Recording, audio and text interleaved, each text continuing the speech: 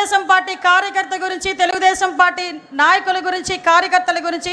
తెలుగు ప్రజల గురించి నేనున్నానని అన్ని అవమానాలు పడి కూడా మీ అందరి గురించి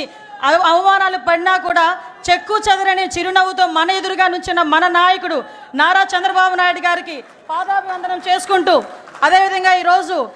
తండ్రికి తగ్గ తనయుడు, తాతకి తగ్గ మనవడు అంటుంటా. మొన్నైతే తండ్రికి తగ్గ తనయుడని చాలా సందర్భాల్లో నేను నిరూపించిన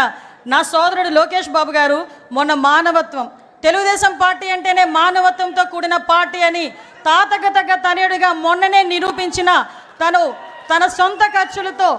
అవయవ దానం చేసిన ఒక గుండె మార్పిడి విషయంలో ముందుకొచ్చి నడిపించిన వ్యక్తి నా సోదరుడు అని గర్వంగా చెప్పుకునే మా జాతీయ ప్రధాన కార్యదర్శి నారా లోకేష్ బాబు గారికి, అదేవిధంగా రాష్ట్ర పార్టీ అధ్యక్షులు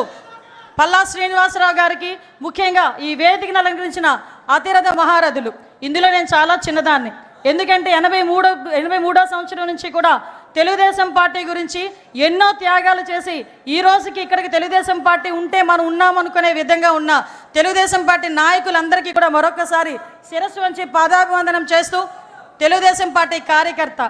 నా కోసం పుట్టిన పార్టీ, నా జాతి కోసం పుట్టిన పార్టీ, నా కుటుంబం కోసం పుట్టిన పార్టీ, ఈ పార్టీ జెండా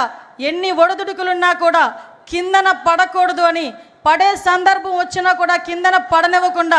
2 చేతులతో ఒడిసి పట్టుకొని ధైర్యంగా గుండె నిబ్బరం చేసుకొని గుండెని చీల్చుకుంటూ బయటకు వచ్చిన జెండాను పట్టుకున్న ప్రతి కార్యకర్తకి కూడా